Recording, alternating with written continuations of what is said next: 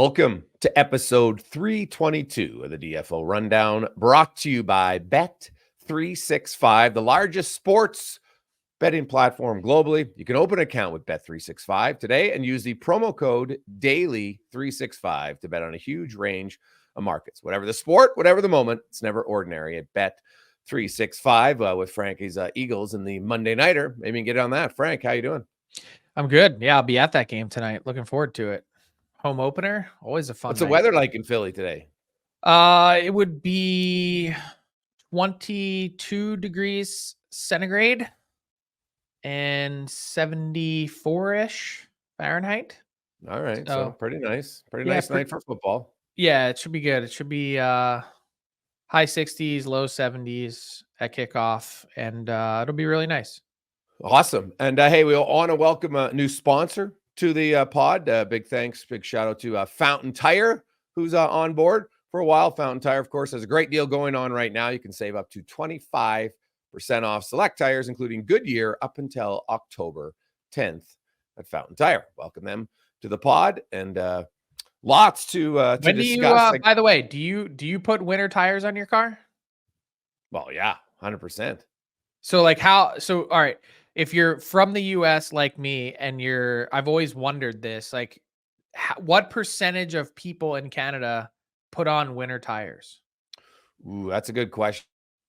I think, well, some provinces, there's one province it's mandatory, and it should be. I honestly, Frank, if it was me and a change I would make would be they would be mandatory. And because all seasons are okay, but they're not as good. I've had you know what? When I was a young guy, I went one winter without them. The stupidest decision of my life. And I tried all seasons once. They're not as good. So, you know what? It's a pain. You just change them once, but the winter tire threads are way better and they grip on ice way better. So is the province that it's mandatory? Is that BC? No, like they don't even have graders in BC half the time. So no, it's not. Because I remember one time I went up to Whistler and they like checked the tires on your car, like as you're entering. Oh, it might be then. I don't even know which one it is. I know it's not Alberta, which probably should be, right? Right. Yeah, and they are. Yeah, it's such a foreign concept. So you take your car in and you get your tires switched out once a year. Well, you'd switch them in the winter twice, technically, right? Because you'd switch them before winter, and then you'd switch to put your spring tires on in the springtime or summer. And where do you put them in between?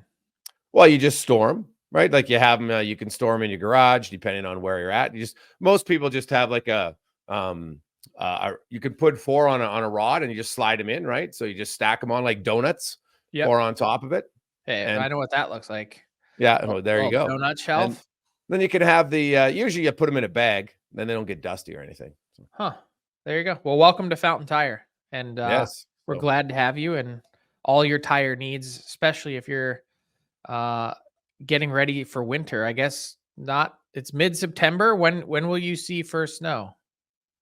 Usually I would always put mine on. I'd like to err on the side of caution, so I don't want to wait till it's too cold, because I used to put them on myself. It's not that hard, but I would do it usually middle of October.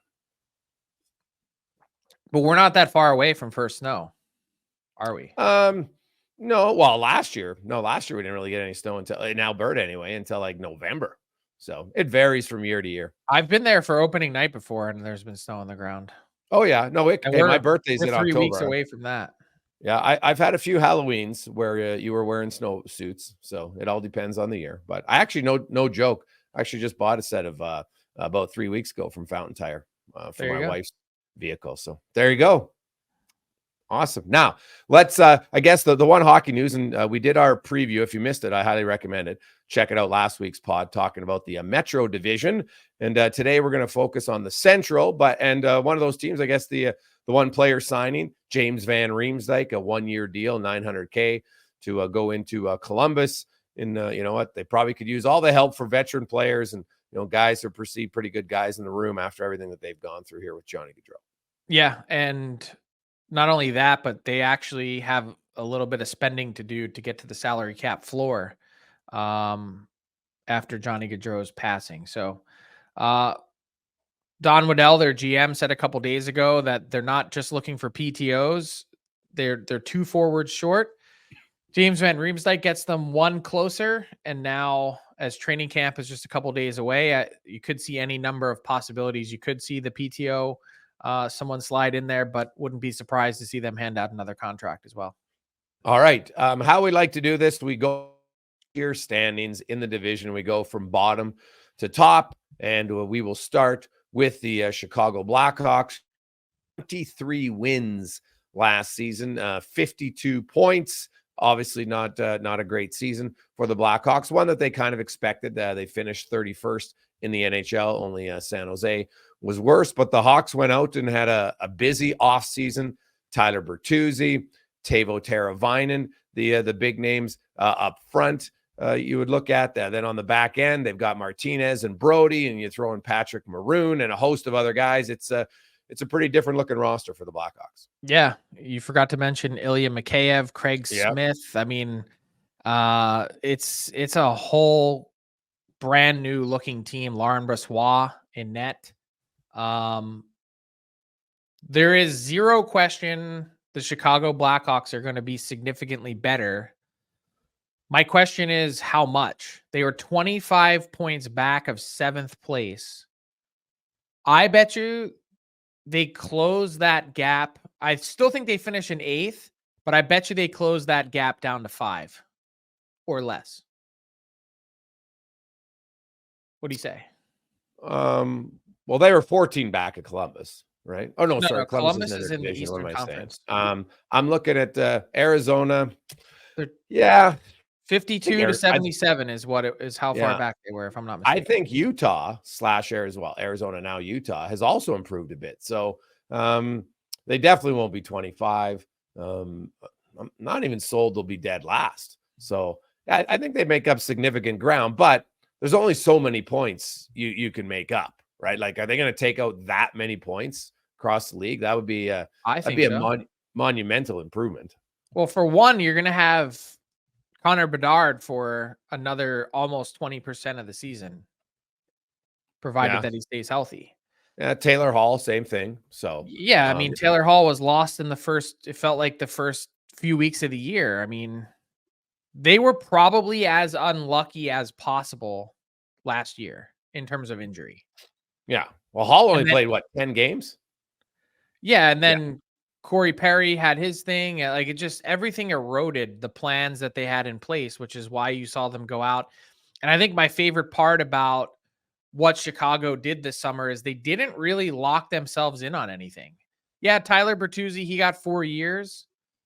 Everyone else that they brought in, even Mikheyev, taking him on in a trade with the salary dump, there's only 2 years left. So they're fine moving forward. And I think by not this season and not the next one, but by 2028, I see the Chicago Blackhawks in the playoffs.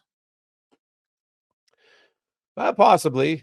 You're right. And if you're going to go out and get veterans, locking them into long-term deals when you want to be competitive is the worst idea. So they've kind of shied away from that. Teravainen's not old. He's on a 3-year deal. So I look at them. They've definitely brought in a lot more veterans, Frank. Their back end last year had a lot of youth. And so TJ Brody, they hope that he'll come in. Alex Martinez, obviously health's a little bit of an issue with him. Mm-hmm. And then their top pick this year missed the rookie tournament's got a foot injury. And, I don't know how serious they were about having him in because they've got Vlasic, who's young. Isaac Phillips is young. Kevin Korchinski's, 20 years of age. So they've got enough youth if they want to mix in a little bit of it. I'm not even sure if they need another young defense, but if it's me, I wouldn't play him this year. Like, why waste the first year of his entry-level deal when he might not play that much and your team's not going to be that competitive? Yeah, I don't think the Blackhawks are in any rush. Certainly aren't going to want to throw him to the deep end. For Lev Shunov, he ended up taking a puck off of his foot while training. So he's going to be in a walking boot for the next few weeks. Apparently, though, and this is an interesting little side story, he is one tough customer. Like, that's the type of guy that you want to draft and get in your organization. He didn't say anything to anyone because he didn't really, he was like, oh, my foot's sore, but didn't think that there was anything wrong with him. he had a medical exam and didn't even flinch when they touched it. Actually did some imaging, and he was training and playing without complaint and had a fracture. So he's in a boot for the next few weeks. Kind of a wild story, but Artem Levshunov is obviously going to be a big part of what the Blackhawks are up to in the next few years, and tough to have him without training camp to start, but I know they're excited and expecting big things. Well, then you look at where they have to improve, Frank. We've mentioned all the changes they've made. Their special teams will need to improve. They're 28th and 27th, 28th in the power play, 27th on the penalty kill. And, you can get away with struggling on one and still be a competitive team. It's virtually impossible to be bad on both and be a real competitive team if you think you're going to push the playoffs. I'm not sure they believe they are or not. I'm sure some of the veterans think they can be, but those are the areas where, you bring in some veteran defensemen. In theory, that should your penalty kill. Up front, obviously, you mentioned the games Bedard missed. Taylor Hall missed 72 games last year. But think about how little help he had last year. Oh, I agree. That power play should be vastly improved just by having competent players there. Teravainen, for instance, like Mikheyev, like these are all guys that can. Mikheyev's going to help your penalty kill. Like these are all guys that are going to make your team much, much better and just more competitive. They have better support now for the young pieces that they have. Yeah, 100%. And so, and their Blackhawks, their goaltending wasn't it wasn't great, but it wasn't terrible. So they were, I think, 22nd in save percentage amongst their goaltenders last year. That's all over the place. I'm including special teams, everything. So, Laurent Brossoit is an interesting one for me. He's going to he's going to play a lot more than he's used to playing in Winnipeg, and we'll kind of see what type of games played do you think split is going to happen between their two goalies? I would think it's going to be pretty close to down the middle. Yeah. Yeah, Mrazek and Mrazek, he fits in well. Kevin Woodley's talked about some goalies play better in a system where they face more shots, and but that's not necessarily Brossoit, so we'll see. I'm excited to watch the Blackhawks this year. Over under on Connor Bedard points. What's the line? I don't know. I want you to set it. I'm sure Tyler will tell us the line, but if in your head, what would you set it at? I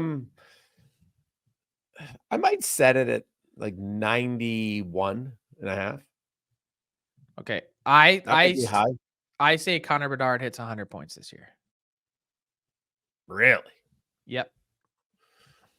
I think he's that good and that driven. Last year, he played at a 74-point pace with no 61, help. 61 and 68. So yeah, that's 74 points over 82 games. Yeah. Well, McDavid did score 100 points exactly in his second season in the NHL. He also got injured his rookie season, missed more time than Bedard did, but also 100 points is hard, man. I think it's really hard. So the line, by the way, from Bet365 is 81.5. Oh, so even I was way high. So smashing the over. I'm literally hammering my desk right now. Yeah, 81. Could I see him being a point a game player? Yes, I could see that. He barely has to do more than he did last year. 70. That was a 74-point pace with zero help. But then you also have to play all the games too, right? Let's say you miss 6 games. Well, that impacts things a lot. So I get it. Yeah, I do understand the risk. But I would take the over at 81.5. Yes, but I at 91.5, oof, that's a close one for me. I don't think he'll reach 100. I hope he does. I love offense, but it's hard to get 100 points. More guys than ever, it feels like, are hitting 100 points. He's going to be close. I'm just saying. Yeah, you heard it here first. Yeah, it's true. I looked it up, though. It's a lot of the same guys, right? Kucherov, McDavid's, Draisaitl. 9 guys hit 100 points last year. Yeah. There's a few JT different Miller ones. Was one of them. Yeah, JT Miller got it finally, right? Like Mitch Marner still never had 100 points. I know people, pro rate, schmo rate. How times have you actually hit 100 points? It's hard. So yeah, lots of guys who do it. Hit 92 last year. Quinn Hughes. Yeah. Guys do it once, and then It's hard. But Bedard, do I think he'll score 100 in his career a few times? 100%. But if he scores 100, Frank, then they're probably, as a team, then close to 80 points, maybe higher. I said a 20. I'm thinking like a 20 to 25 point improvement. 25 would get them to 77. Yeah. See, I'm going to say they're like a 74 around there point team for me, which is still a big improvement. Yeah. They're going to be catching some teams by surprise if they're thinking the Blackhawks are going to be garbage. So where do you have them finish in the division? I still have them finishing 8th, but a significant improvement. Yeah, I would agree. So we move on then to the new franchise, at least the new city, the Utah Hockey Club, formerly of Arizona, 36 wins last season, 77 points. They got a new ownership. Totally new franchise, technically, by the way. Yeah, that's true. Yeah. And no history. Which is smart. They got a new owner, the Smiths, and they've come in, Frank, and man, they made a pretty big splash in the offseason, right? They acquire Mikhail Servachev. They get Sean Dursey, John Marino, like their defense, Ian Cole. They've pretty much revamped their entire defense core. What do you make of their offense? I think there's some guys there like Clayton Keller's just quietly a really solid player. Schmaltz, Logan Krause, Matthias Maselli. I like him. So their improvement, though, obviously has come on the back end. What do you make of them and the fact that they're going to be playing in an NHL rink on a nightly basis and no more kind of NCAA feel around them? I wonder how much of an impact that is positively for this team. I think psyche-wise, the excitement there, it's going to be a total sea change for this team. You could tell being there for the day the team was introduced how different the vibe felt in that arena, and watching the players, how genuinely excited they are. Look, guys like Ian Cole and John Marino, and you mentioned Sergachev, like they're all going to go a long, long way in terms of improving this team. And then there's also a leadership factor. Like I think they probably needed a little nudge forward. I like some of the smaller things that they've done. Like I love the Kevin Stenlund signing. I think he was such a big part last year. Watching, I know points wise, you wouldn't have jumped off the page, but watching the Florida Panthers play and their run to the Stanley Cup, like Kevin Stenlund he's a big part of that. And I'm just excited to see the progression of their young players. Like Dylan Guenther for me is a easy, clean-cut breakout candidate. 35 points in 45 games last year, 18 goals. Dylan Guenther is the real deal. He's going to be really fun to watch this year. Add in another year of experience under the belt for Logan Cooley, and this Utah hockey team, they've really got a lot brewing in terms of where they're heading. Well, you look at Clayton Keller, he's averaged 35 goals and 81 points the last 2 seasons. And you just mentioned some guys who should help augment their offense. And, they come in with the improvement potential of young players. We just talked about Connor Bedard, and like Logan Cooley had 20 goals and 44 points, man. That's a pretty solid rookie season. Carson had 21 goals. Like they actually had some decent scoring depth there last season. And the fact that they've improved their defense core, I think is what's going to allow them to, I think they become a team that's competing down the stretch, like to the trade deadline, Frank, and March. And I'm not saying they'll be big adders, but they'll be like maybe within 2-3 points of the playoff at that point is kind of how I project this team to be. I like their goaltending. I think it's solid. It's not spectacular, but it's solid. But you improve their defense core, and Sergachev is a legit top pairing defenseman. I don't think there's any arguing about that. And that it makes everybody else fall down the pecking order and get to play in a position they're probably better suited to play. Agreed. And don't underestimate the power of that marketplace propelling this team forward. I think that's going to be hugely important. We didn't really talk much about the Sergachev trade just because it was part of a flurry of things that happened. Then free agency rolls around and we're off and running into the summer. That trade was really interesting. Like I totally understand why Utah makes the deal. I think the harder part for me is figuring out what, like, to me, the big question that I kept asking myself was, what did Tampa Bay know about that injury and the severity and significance of it to make them want to make that trade? Like, that's a team that is continually getting older and their window's closing. You would think that Sergachev signed for 7 more years at 26 years old is exactly the type of player that they would want to keep, not trade. Did you feel that at all? Oh yeah, it raised my eyebrows big time. The fact that they acquired Ryan McDonough, who's older, almost a decade older, and who's making like and didn't retain and get Nashville to retain any salary. So it was almost like they brought him in and said, okay, well now we're moving out Sergachev and Stamkos, right? And so it's interesting to me. I do think like JJ Moser is also, I think, a little bit underrated. I would agree. I like him as a defenseman, and he's not Sergachev, but I think he'd be pretty good. And considering his cap hit, it's a significant savings there. So I don't know, Frank. It did pique my interest and wonder, like, what was it about Sergachev that they felt they didn't want? No, because if you trade someone, then essentially you're like, hey, we feel like we have better options somewhere else, and so that's what they did. So it definitely raised a few eyebrows for me, and we'll see. Like, was it cap related? Maybe a little bit, but you had acquired McDonough before you made the deal, which made me think they were planning on dealing him. It just makes me wonder what they know, because they don't mess around in Tampa. Yeah. Now, the one thing, Frank, because I did that whole article on the schedules. The one thing about Utah, where I think a lot of their season's going to be made or broken, will be from November 18th to December 22nd. They play 18 consecutive games in 18 different cities. So they're on the road. They'll come home for one game, back on the road, back home. It's a lot of travel in that period of time from the 18th of November till the 22nd of December. And when I look at their schedule, if they come out and go into that Christmas break and they survive that, then I think they're legitimately going to push for a playoff spot. I think they're pushing for a playoff spot anyway. Newsflash, I don't have the Coyotes finishing 7th. Yeah, fair point. So where do you have them finishing? I have them finishing 5th.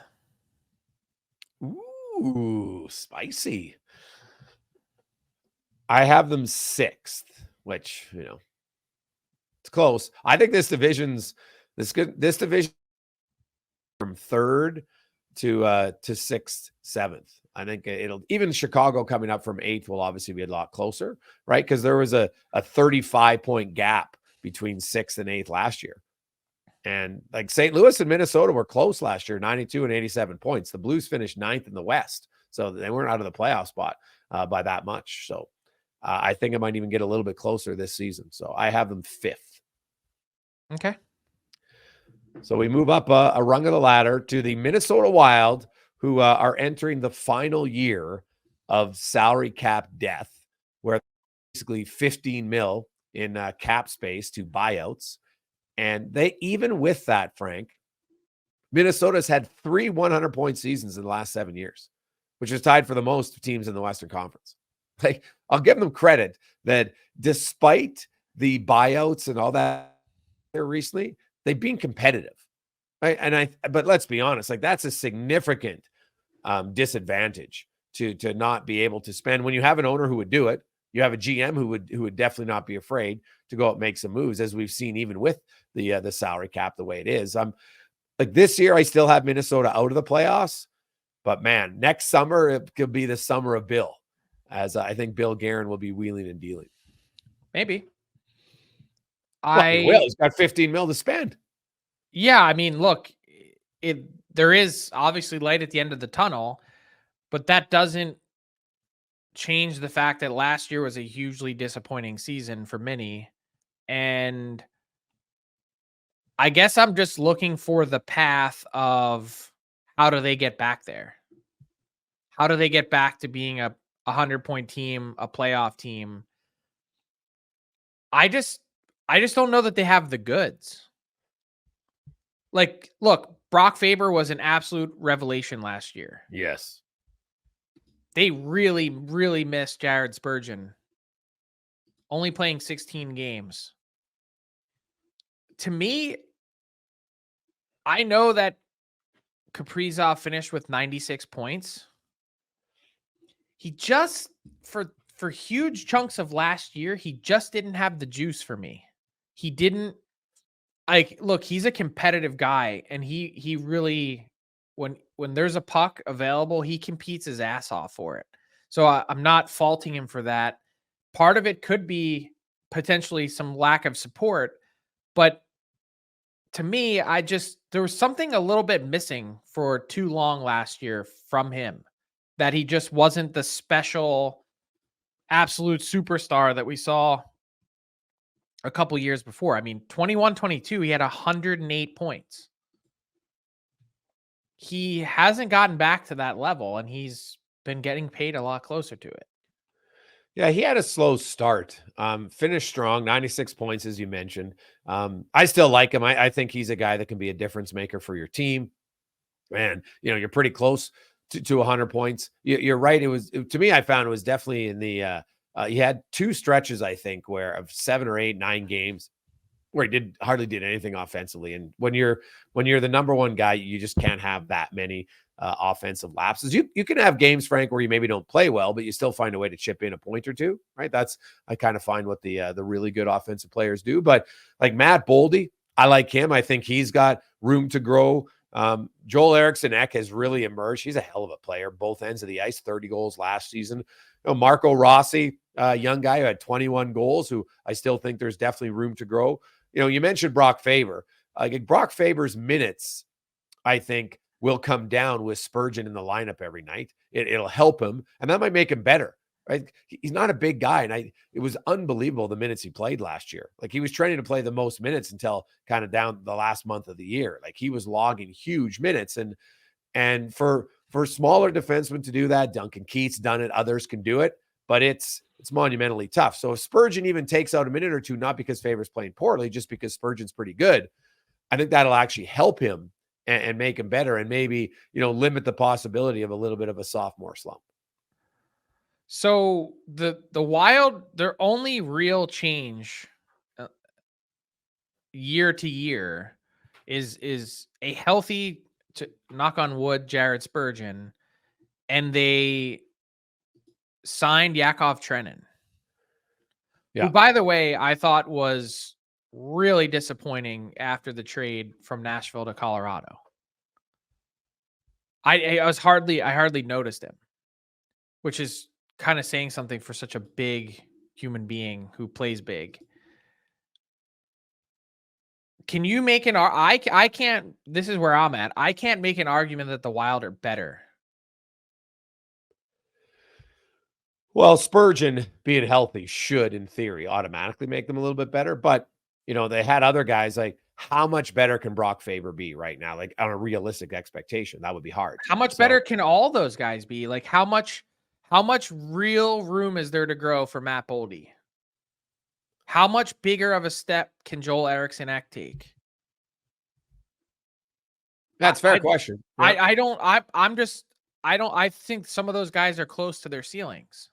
Yeah, I think Boldy can be an 80-point guy, like maybe 35, 80, somewhere around there, which is a little bit of a jump, 10 points. But that's kind of what I see. But you're right. I don't see, I could be wrong. I don't see a monumental jump. I think Rossi can still, but the thing is, not every player is automatically, they're not all going to improve this year, right? Like that if that happens, then they're a playoff team. Yeah. The odds are some guys go up and then others will go down. And then there's obviously the unknown of injuries, and you get a key one. And then the other question, Frank, is what are they going to do in goal? Not that they have you got Gustafsson, you got Fleury, you got the young goalie that got in some games last year in Wallstead. So, what do they do there? Are they going to move a goalie? And I think Minnesota, as I said off top, I think they'll still be a competitive team. But next year, Frank, when you have the guys they have, and then you can go out and get $15 million, and if you spend it wisely or via trade or whatever, I think then Minnesota, you're going to add 2-3 guys who could really augment your team. And then I think that's how they kind of get back there, just because they're so handcuffed right now with that much dead cap space. I get what you're saying, but they were handcuffed 2 years ago and we're a 100-point team. Yeah, I agree, but I just think it's hard to do it year after year. Like, you can do it once. I credit everybody who did it. I think it's hard to do it. They were 113 points, second in the division, and only 6 back of Colorado the year they won the cup. Like, I just don't know they can get to that level again with as currently assembled. And to answer your question on the goalie front, they did entertain and engaged in conversations to potentially move Philip Gustafsson, just didn't ever get to a level where they thought they were getting some value back. Well, one injury could change that, right? To a team who's like, we need a goalie 10, 15, 30 games into the season. Well, and this could also be the swan song for Marc-Andre Fleury. This is his 40-year-old season. If Fleury is retiring at the end of this upcoming year, then maybe you go with Gustafsson and Wallstead and you change the equation a bit. Now, I don't know. Did Fleury I didn't even look. Does he have a no movement clause anywhere in his deal? Yes. Yeah. Look, Marc-Andre Fleury's, he's not going anywhere. Yeah. So you could be patient, Frank, and have Wallstead, in the minors for a bit, up and down at times if there's an injury, and then just wait and have Gustafsson and Wallstead next season when you have all this other cap space. Yep. So where do you have the Wild? I have the Wild exactly where they were last year. 6th place. 6th. Okay. Ooh, I'm curious who fell to 7 for you. I have them. The answer is, go ahead. Yeah. Who do you have, Minnesota? I have Mini 7, and I had Arizona 6. So, okay. Well, I have the next team we're talking about sliding from 5th to 7th, and that's the St. Louis Blues. Ooh. Well, the Blues, obviously, their big offseason was the offer sheets to Broberg and Holloway, and they got both of them, and ended up giving up a few picks and Fisher as a prospect in a subsequent trade to the Oilers on that front. So what was it? 2/3, a second, and Fisher to get Holloway and Broberg. Broberg at 4.6, Holloway at 2.29. What is it about the Blues that you see them sliding backwards rather than going upwards? Look, there were some things that were certainly surprising. That Buchnevich extension was interesting. $8 million a year times 6 years. I think one of the big questions for me, and we should mention the Torrey Krug injury, expected to miss the season. Really kind of tough and fascinating, rare injury that you see that involved arthritis. I have a big question about their goaltending. Jordan Binnington had his best season in 5 years last year, .913. And I know he's getting pushed a bit, or will get pushed a bit, by Joel Hofer, who the Blues are believers in, and he's on a one-way deal again this year. I like the first 4 or 5 forwards out of the chute for the Blues. There's not a whole lot that I'm excited about after that in their lineup. And I think their defense can be described in a similar fashion. Yeah, they don't really have kind of like a sexy name player, right? Jordan Kyrou, Robert Thomas, I think are just solid guys, right? Could be 80-point players when they want to be. And, Buchnevich is a good player as well, but they don't have like a big time point producer. They're going to have to be by committee. And I think that's reflective in their power play. Their power play doesn't really have a go-to gunner. They were 24th in the league last year at 18%. And, now you mentioned Krug's gone. So I think Philip Broberg might get some opportunity then on that first unit power play. They're going to want him to get some points. They're paying him $4.6 million. So, I don't think defensemen nowadays, Frank, rarely are the ones who are the catalysts on a power play. Maybe a good puck mover with motion and stuff, but really not necessarily a shooter. So, I don't know if Broberg walks the line as well as the Makars and Hughes and guys like that. He doesn't.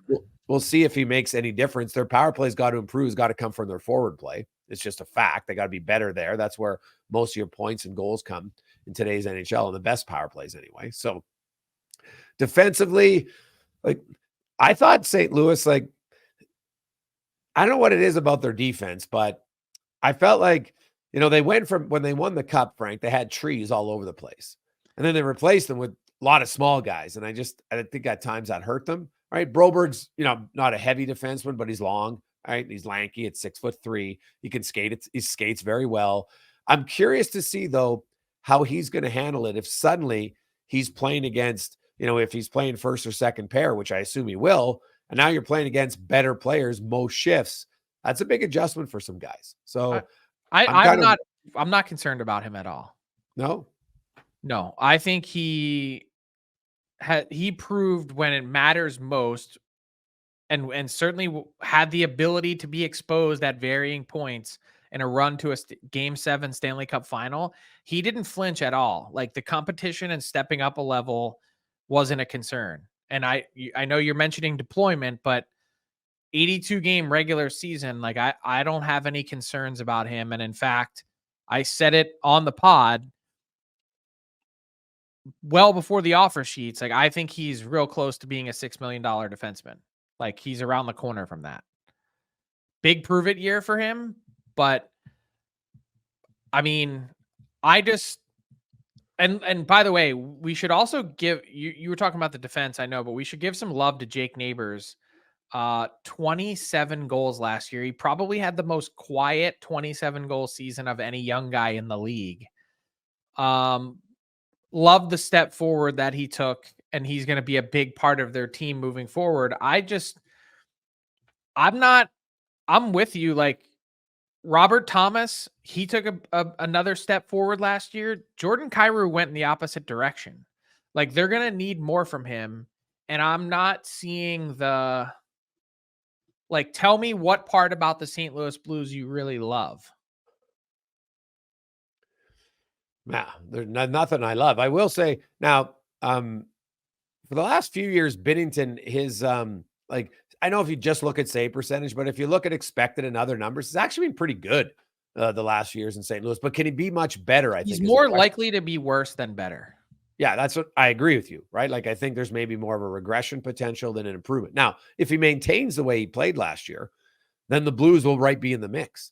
That was the main reason why they were, they finished 9th. So they were still 5 points out of the playoffs or 6. So it was close, but not super close. Yeah, they were never really weren't really making anyone sweat because anytime they would get kind of close, they would cool off again.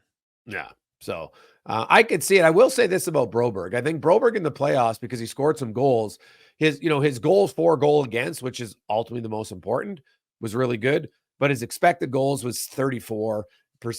His shots for was 42%. His Fenwick was 40%. Like none of the other numbers were good, but his goals for was good because it was 75. He outscored teams 6-2 when he was on the ice and scored 2 goals himself. So I'm curious about Broberg just because I like all of his elements, but I do wonder about, who he plays with, number one. And when you go up consistently against the other team's top guys, I think there's an adjustment. Do I think he can make it? Probably, but there is an adjustment. And they got their right side is a lot stronger, I think, overall than their left. One thought to add while mentioning Broberg and the offer sheets, I think we're going to start seeing more offer sheets moving forward. Ooh. Because two things happened. One, forever you've heard GMs say in the NHL, offer sheets, they're not successful. Look at the list of players who have gotten them that ultimately ended up changing hands. Yeah. That theory is out the window now. And another reason is because I can tell you this from talking to a number of GMs around the league. Their owner watched what happened and have been up their ass since then saying, wait, this team got 2 young players without having to give up much and made another team worse. Why haven't we been doing this more? So there's been a refrain from fans over the last 10 plus years that says, owners don't like hurting each other, that everyone likes to play nice in the sandbox. I would revise that to say that the reason we haven't seen more offer sheets is because GMs like to play nice in the sandbox. But I love the line from Doug Armstrong, because there was some notion out there that he wouldn't have done it if Ken Holland was still in charge, because Ken Holland and Doug Armstrong are close. He said, I would offer sheet my mom, essentially, if I'm paraphrasing, if it came to improving the St. Louis Blues. So just an early prediction. I think teams are going to be way more careful with RFAs and getting them signed early. And two is, if not, be ready, because you're going to see more offer sheets, because now owners are tuned in saying, why aren't we doing more to get better? Well, you know what? The more player movement you have in the offseason, I think, which equates to a little bit more drama and talking points, it's better for the league. It's just a fact. So, you look at trades and everything. That's where the NBA, there's player movement all the time. And I know it's very different. There's shorter rosters and everything, but it can't hurt. And you're right. It does probably make it more challenging for teams. And so you got to protect yours if you can. And then I'm sure there's agents who are out there might tell their RFA guy, hey, we don't have to sign right now. Maybe we can wait and see what happens. The other interesting thing for Blues fans, Frank, if you want to plan date night this year, Tuesday, Thursday, Saturdays, the Blues play 60 of their 82 games on those 3 nights. So you want a Friday night or a Wednesday night? That's, gentlemen, ladies, you can get in the good books. Just plan your date night well ahead. Fridays, they barely play. Wednesdays, they only play 3 times. But Saturday, 22, and then 19 each on Thursdays and Tuesdays. They're like an every second day type of schedule. Congratulations. That is the most Jason Gregor stat of all time. Yeah. Well, when I was looking at the schedule, that was just certain little things stand out for different teams. And the Blues have a pretty high percentage just on 3 nights. So there you go. I mean, will it help? Some would answer that and say there's nothing else to do in St. Louis anyway. So, oh, wow. Hey, yeah, you can be that guy. I'm sure there must be something. Yeah, so go up on the hill and get some toasted ravioli. That's what I would do. So you have the Blues at 7th, and I have them 5th. Although I think 5th, 6th, and 7th are going to be very close. I think that's my point. I don't think there's a ton distinguishing those teams. And is it possible the Blues are 5th? Is it possible the Blues sneak into one of the final playoff spots? It is. I just think enough teams around them got better, and I don't know how much better the Blues got or how much better they can be. All right. We're halfway through, so let's bring in Tyler Yaremchuk.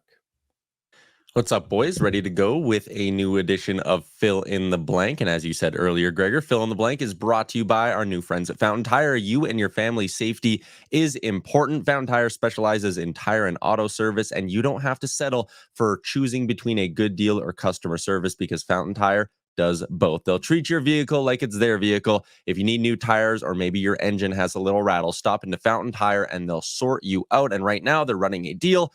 You can save up to 25% off select tires, including Goodyear, until October 10th, plus another $50 off any service over $150. Some restrictions apply. Stop into Fountain Tire or make an appointment at fountaintire.com. A Central Division themed edition, Central Edition of Fill in the Blank. Geez. Let's start with Mikko Rantanen. You guys last week were talking a bit about some of the big contracts that got handed out, or maybe it was 2 episodes ago with Leon Draisaitl. But Mikko Rantanen's another guy who's getting pretty close to unrestricted free agency. Your best guess on his AAV. Rantanen's AAV will be blank, Frank. Ooh, it's going to be very, very expensive. And he, by the way, was eligible to sign on July 1. Back-to-back 100-point seasons. One of those was a 55-goal campaign.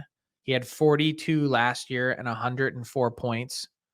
Also a dominant playoff player.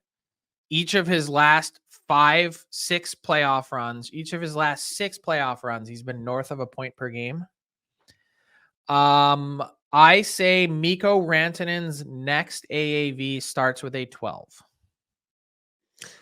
Because I'd imagine it's a non-starter for him to go higher than 12.6 for Nathan MacKinnon, even though it's been a few years since that one. But yeah, but Nate Dogg, he's the guy. So he's the alpha male. He runs everything in that entire organization.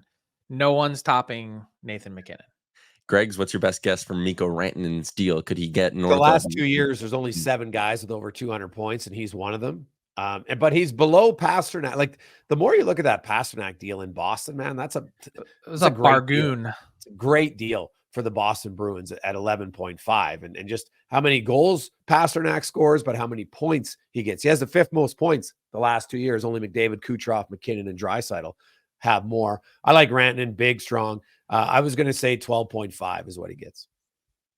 Just a hair under McKinnon. I can see that. I think it's a lock that he ends up in the top 5 for AAVs, which I know will be moving down once Draisaitl's deal kicks in next year. But right now, Elias Pettersson is 5th at 11.6. I think Rantanen should be higher than that. All right, second one I got for you. I know we reacted to them when they first kind of dropped, but now that you've seen them on players and as the team has practiced, Utah's jerseys and setup is blank. Jason, you a fan of the simple look? Yep, I am. I'm a fan of their marketing team because they're going to have 1 year and then they have new jerseys come out next year. And then everybody who buys it will have a home and away or different color ones. Why are you a fan of that? Well, it's smart. It's not. Well, I get why they're doing it. If I'm from a business perspective, I get it from a fans. It's annoying, but from a business, it makes sense. But I like when the Rangers used to have their name horizontally down, right? I like that look. I think it's actually pretty cool. So yeah, I don't mind the Utah. Well, that's what honestly, Frank, I think they're going to be hard pressed to come up with a logo that's better. Well, they are, because I bet they're going to be the Utah Yeti. So this is just a 1 year. I think it's a 1 year temporary fix. And they said, look, they couldn't get everything together in time.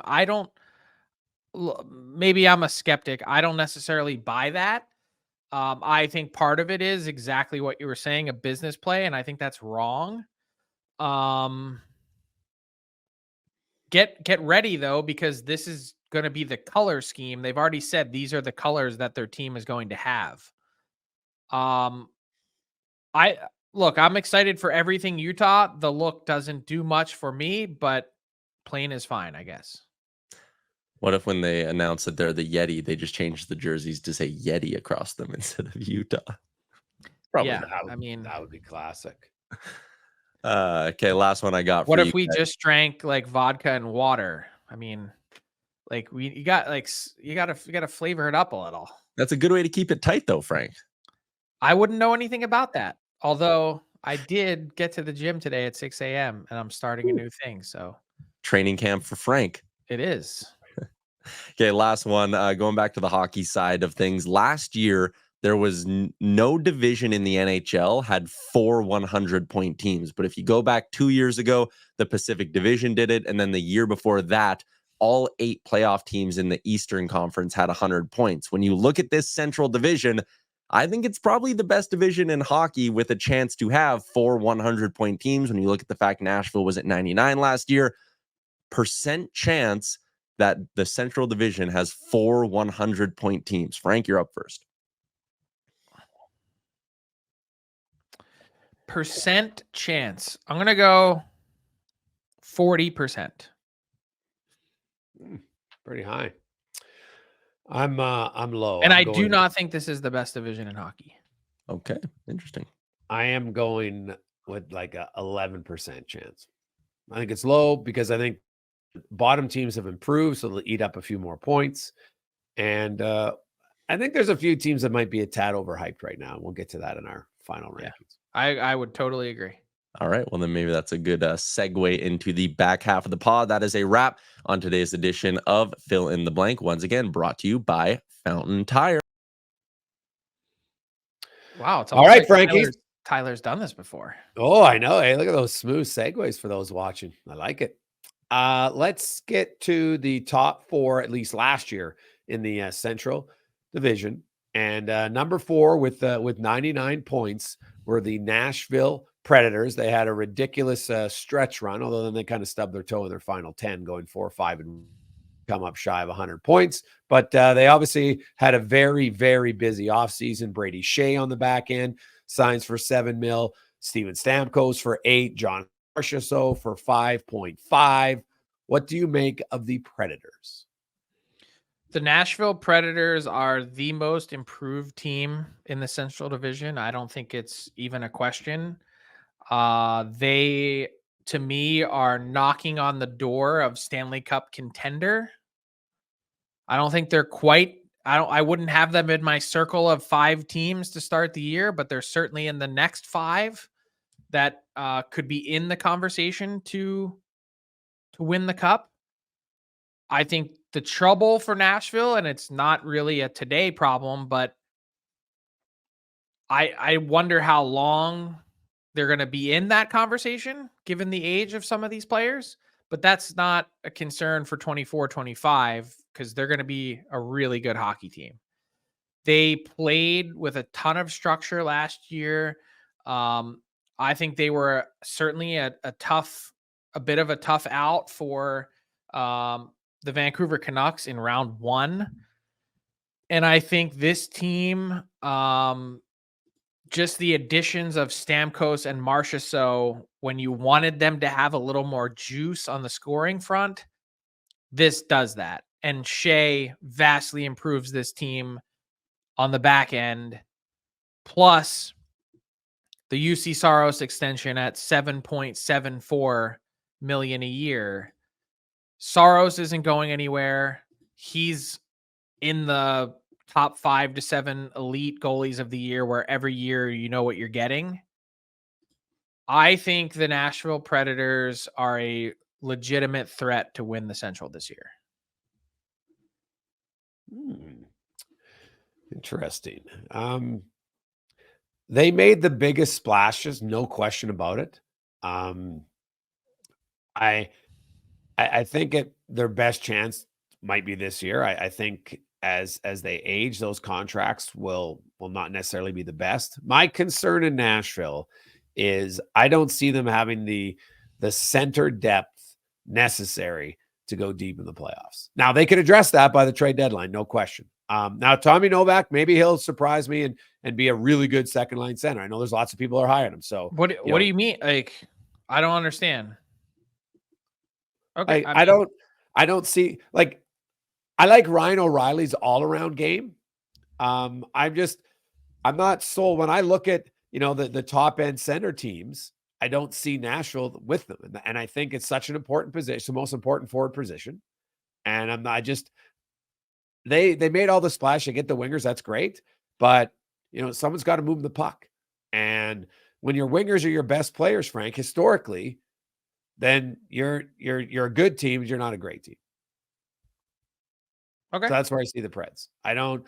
Now, the regular season, Barry Trotz has shown us here he is not afraid to wheel and deal as a GM. There's no debating on that. So, we would look to see. But I like Nashville. I don't know. They had that run. What are they playing, like 890 hockey or something? First, that's going to be hard to manufacture. Every year is different. And so I think Nashville's a playoff team. I don't see them being first or second in their division. Okay. Yeah. I think I have the Preds finishing second. Okay. I have the Preds finishing third. I have them as a playoff team for sure, but I have them third in the division. And I will, like, their power play, Frank, and you mentioned Vancouver series. If their power play had a pulse in that series, they win. Right? like their power play, and the thing, like, their power play wasn't great in the regular season, but it was decent. It was 21.6%, and then it was like 8 or 9 in the playoffs. It was awful. It totally cost them that series. There's no question in my mind. And so They also blew a late lead. Like, I mean, that series, like, the Canucks could have easily lost that series. Yes. So, Marchessault, thing is, like, I think Marchessault, as good as Stamkos is, but Stamkos is a power play gunner. And that power play in Tampa Bay, Frank, has been one of the best for a long time. So how are they going to adjust it into fitting him in? I mean, Marchessault he's shown no sign of slowing down. I agree. I think he might be a better 5-on-5, more productive 5-on-5 player this year in Nashville than Stamkos. Yeah, that's possible. But I think Stamkos is going to be plenty motivated too. Yeah, but my question is, who's the disher on their power play? Like, Kucherov is a sick passer. Who's the disher on the power play in Nashville? Philip Forsberg's not the guy. he's never shown he's that good of a pass, like that elite of a passer. I think he's good, but that's going to be the question, right? Like he's kind of been more the trigger guy, But he doesn't need to be now. right? So can he adjust? Maybe he can, but that's what I need to see. I need to see, you get a lot of pieces. It might take a while to see. Now, maybe they just click because Stamkos is that good of a shooter. I don't question his ability to finish on the power play, but Braden Point and Kucherov, pretty good power play guys to play with. Not for nothing, the Preds also have 3 first-round picks in the upcoming draft in June. That's where Frank. I will. Barry Trotz is going to be aggressive at the trade deadline because I agree with what you said. I think their best chance to go deep in the playoffs is this year or next year because then age slowly becomes a factor. I agree, but that's not a 5 years from now. I think you deal with 5 years from now. 5 years from now. Yeah, I think they realized in their market that if you have a team that isn't as competitive as the level of standard that they set previously, there's not as much juice in the market. I think they realize that they have to kind of be in the mix every year to really have some cachet. Yeah, it's fair. So they'll be a fun team to watch, no doubt. That'll be a really fun locker room too. I can tell you that. Yeah. So now we move up to the Colorado Avalanche, who finished third last season, 50-win season again. McKinnon, of course, an unbelievable season, winning all the awards. Great year for him. The big questions in Colorado, Frank, are what are we going to see from Landeskog? And then what happens with Nichushkin? Because, that's a significant amount for salary cap. It's a significant amount of production that's uncertain at this point. But they still got their big 3 in McKinnon, Rantanen, and Makar. I don't know that there's a bigger wild card team in the NHL than the Avs. Yeah. The Avs could be a top 5 team or not. Or they're going to be scrapping. And I'm really unsold with their goaltending. Georgiev under 900 last year. I think going into this year, betting on Justus Annunen to really, even if he's playing 30 plus games, it's going to be a lot and a huge step up in competition. Then you mentioned working back in Nichushkin. How will that be received? Will he be traded? Can they coexist? I think McKinnon said a lot without saying a lot previously with another really disappointing playoff exit from Nichushkin. And Landeskog is such a great unknown. It's an exciting unknown because he could be such a valuable, important piece to add back to your team. I think they're just in absolute salary cap hell. And I think there's a real significant drop off from top half of the lineup to the bottom. They're a little bit like the Vegas Golden Knights in that they pay a bunch of guys a lot of money and then they pay a lot of guys minimum wage, which is the Golden Knights want a cup that way. So it's hard to knock it. And I'm not. I just think over the course of an 82 game season, I think there's much more of a chance that things catch up to Colorado in a negative way as opposed to a positive. Yeah, it's very fair because of the uncertainty of the health and playing abilities of those two. So, and it's not like you can just go out, Frank, and find 2 top 6 forwards if those guys aren't ready. That's their challenge. And I don't think they have it internally. I look at if those 2 guys don't play, then their forward depth is, they'll really rely on the big 3. And I think the big 3 are that good that they'll be okay. I will say this. I like Annunen in goal. And I think part of the struggle with Georgia, they overplayed him. He played way too much early in that season. And I don't think that's going to happen again. Annunen had pretty good numbers down the stretch. Now teams have more film on him. And we know that once you get more film on guys, it becomes harder for those goalies to play to the level they did before. So that's the question. I love top in McKinnon, Rantanen, and Makar. And if those guys are healthy, then Colorado's still automatically in the mix, and they might drag them into it. Those guys will all play big minutes, and it might hurt them to go deeper in the playoffs. But I think it's the reason why they're still one of the top dogs in the Central Division in the regular season. I want to make a prediction. I think there's a star in the making in Cal Ritchie. I think Cal Ritchie is going to burst onto the scene this year in an enormous way. I think that guy is ready to step into the NHL and be an immediate impact player.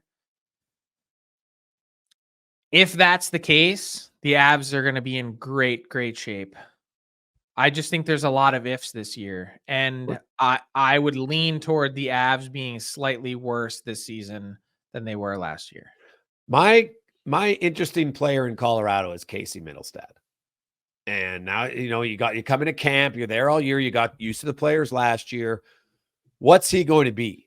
And how good of a second line center can he potentially be? Obviously, it depends on who he's playing with. That obviously helps any player for sure. But what is Middlestad? I don't really know still yet. I think the Avs are a 100-point team. I think they're slightly worse than last year, but still an obvious threat when it gets to the playoffs. So where do you have them finishing? I have them finishing third. All right. I have them second. And I'm guessing then we have the same ranking for the next team, the Winnipeg Jets, who finished last year. They had a heck of a regular season, unfortunately flamed out in the play. 110 points, 52 wins. They led the NHL in goals against. They were just deadly defensively. And then they got to the playoffs and got absolutely steamrolled by the Colorado Avalanche. My goodness, it was just, there was burnt rubber all over the Winnipeg Jets carcass in that series as they were just flying by them. They were giving up 5 goals a game. It seemed like for fun. It was one of the more shocking playoff series for me, considering the Jets, their whole MO all regular season was limit goals. And then they just got absolutely steamrolled. So I'm curious to see what of an impact that has for them heading into this year. And obviously they made a few changes again. I mean, not really, though. This is mostly the same team. Well, I guess I look at coaching change for one, right? I think the Jets are the same exact team. Is that a good thing or a Well, bad thing? well, the change, obviously, the question I have for Winnipeg is, I thought at times, like I do think in today's NHL, Frank, I think what showed in the playoffs, it's hard to be you can't be that shut down of a team all the time. I think it's hard. This is not like the 90s when the Devils could do it, right? Everything played into it. You can't do it anymore. And the Jets maybe relied on that a little bit too much at times. I'm curious just to see, like there is a change at times, when it's a coach and then you come from an assistant coach to a head coach. Like that doesn't always go well when it's in the organization. That's a little bit of a concern for me. Yeah, I'm not so much concerned about that because I think they got through that chunk of the season where they were missing Rick Bowness and nothing really changed for them with Scott Arniel as the top guy. So I think that kind of makes for a seamless transition. Personally, I don't think the Jets are all that different of a team than the Wild. Does that make any sense when I say that? Like they have a collection of really good players, but like they're really missing the super duper star. Yeah, like Kyle Connor's a really good scorer, but you're right, not elite. Mark Scheifele, good center iceman, not elite. Josh Morrissey on defense the last few years has put himself in like top 10 defensemen in the NHL, I think. Yep.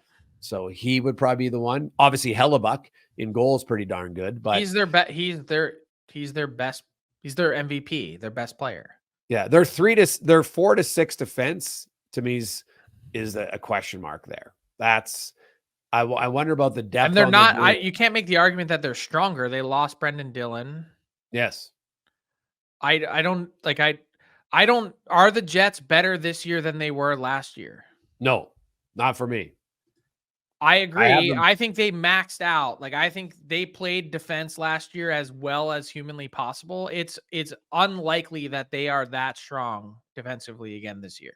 Oh, yeah, I'd 100% bet they wouldn't be. And that's kind of a lazy bet. But what did they only allowed 198 goals last season. So, So I have the Jets dropping to 4th. Me too. Okay. Yeah. I think they're still a playoff team. I think they're going to be in the high 90s in points. I just think they exceeded expectations last year with a 110-point year going into the final week of the season, challenging the Stars for the top spot in the division. Yeah, I could see them dropping 15 points and still be a playoff team. I could also see the Jets barely missing the playoffs, like being in the mix the last week or two of the season and falling short. I just think there's enough if both of us see the division the same way, there's going to be enough points chewed up night after night just in their own division of teams like Chicago getting better and Utah and etc. There's just going to be less points on the table for them. Yeah, I agree. Yeah, I think it's very fair to say that last year might have been their best regular season that they'll have in a long time. It's hard to get 110 points for any team. I agree. And can I ask you the question, what is Cole Perfetti?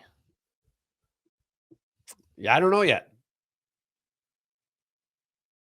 The one thing the Jets do have, though, Frank, they have an 8-game homestand, rare in today's NHL, and that happens in January. So Jets fans will probably be getting a lot of Christmas tickets because from January 2nd to the 18th, 8 consecutive home games for the Winnipeg Jets. That's their scheduling little quirk. And they play the fewest back-to-backs in the NHL. They only have 6 sets of back-to-back games this year.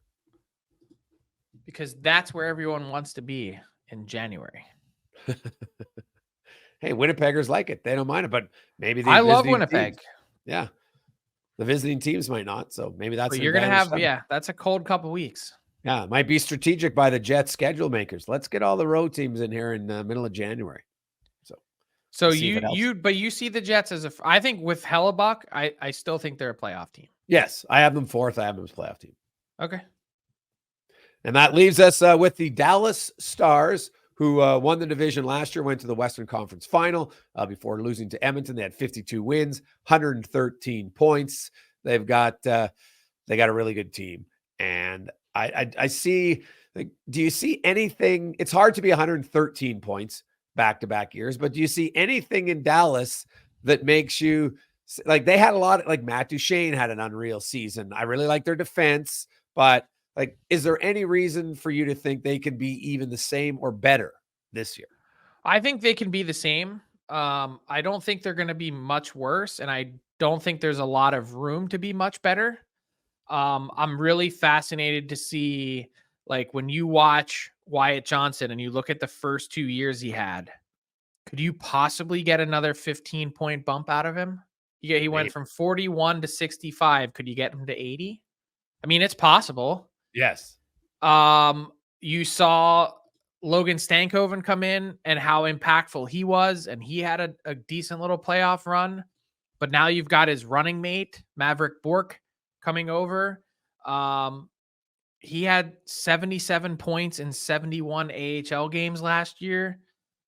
I think, oddly enough, for as good as last season was for the Stars, it was also a really kind of down, quiet year for Jason Robertson. No. He was 29 points worse last year than he was 2 seasons ago. I'd be shocked if he isn't in the 90-plus point range. So a 10 to 15-point improvement. Like, he had 17 fewer goals year over year. Yeah, that's a big drop. It's a big drop, and I don't see that happening again. I think he's that good. And I like that they were able to keep some of their other, like the fact that they were able to keep Sam Steele. Like, I thought that was a huge, 4th line presence for them, who had a great year. I'm slightly concerned about some of the moves that they've made on defense. And look, Thomas Harley needs a new deal. He's a big part of that blue line. He's really good.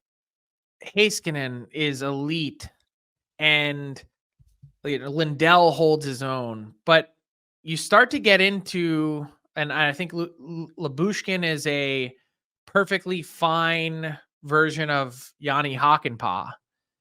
But Brendan Smith is fine. Matt Dumba, I have some questions about. I just think I feel like watching Matt Dumba, the game has passed him by a bit. So my question really is, so because Ryan Suter played 82 games for them last season, right? So he's gone. So there's 60 games. So there's 2 guys gone, and Lyubushkin and Dumba basically replaced them. Thomas Harley not being signed for. I think Thomas Harley, the more I watched him in the playoffs last year, the more I liked him. Big, mobile, can skate. The fact he's not, he might be the least talked about player who, like, he's a top 3 defenseman in Dallas. He plays huge minutes for them. He's their number 2 defenseman. Yeah. And the fact he's not signed and no one's really talking about it is kind of shocking to me.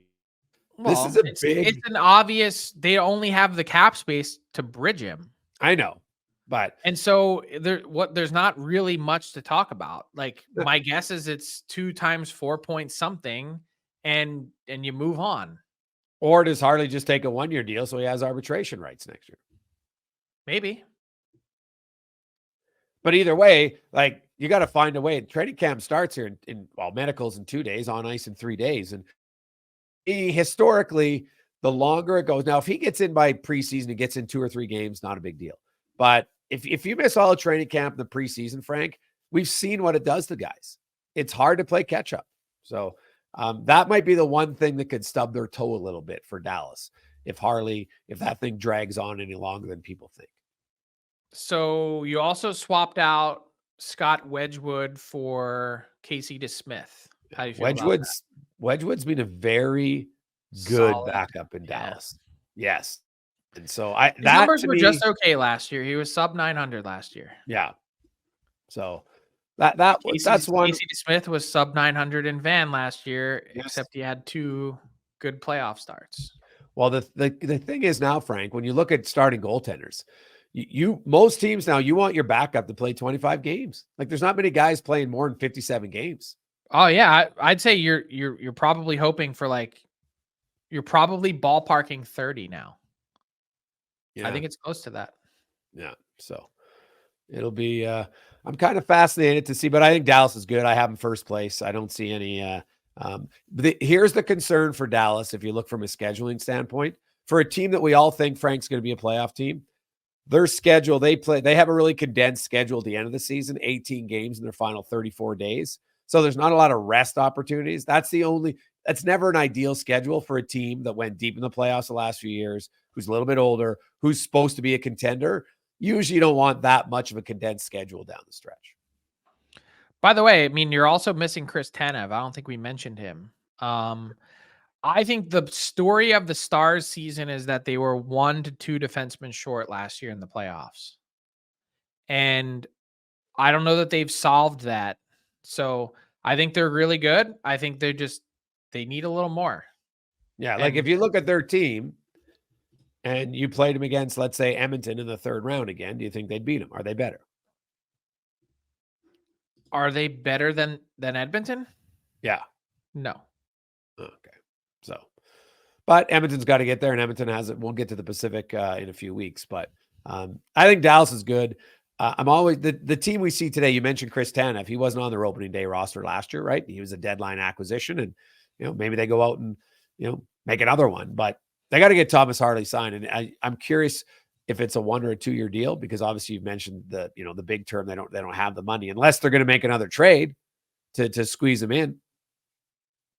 Maybe, but I don't see a lot of unless who would you be plucking off their roster? That's the thing. I don't have an obvious candidate. You mentioned off the top of the pod, Frank, the team that needs to add would be the Columbus Blue Jackets, right? But I don't see a player that Dallas would want to get rid of that frees up cap space, right? That's their challenge. Correct. Yeah. Because the thing is, because next year, like Jamie Benz, his contract's done this year. They might re-sign him, but he's not going to be a $9.5 million player the next time. Not close. Right. There's where you can have, like, Matt Duchene's a UFA. This is, Dadonov's a UFA. They got a lot of guys who they like. Now, you mentioned, the other guy that I'm curious about is Maverick Bourque. And, like, he dominated the American League last year. Yeah, I mentioned him. Yeah, I think he's a breakout star candidate. Yeah, like they got some good. Dallas's scouting staff has done an amazing job the last 6 years. Like absolutely ridiculous. When you look at Heiskanen, we mentioned Thomas Harley, you mentioned Wyatt Johnson. Now you got Stan Coven, you got Bork. Like, are you kidding me? Like that is an unreal 6-year run. Jason Robertson, Jake Ottinger, come on. I wouldn't be surprised, by the way, given what we were just talking about, their defense and I think their 6-7 is wide open competition. I wouldn't be surprised to see Leon Bichelle play some games on their back end. All right. Yeah. We'll see. So you have them first. I have them first as well. Frank, a good pot on the Central. We will be doing the Atlantic Division next week, followed up by the Pacific Division. And that's another edition of the DFO Rundown brought to you by Bet365, the largest sports betting platform globally. Monday Night Football. Frankie will be there.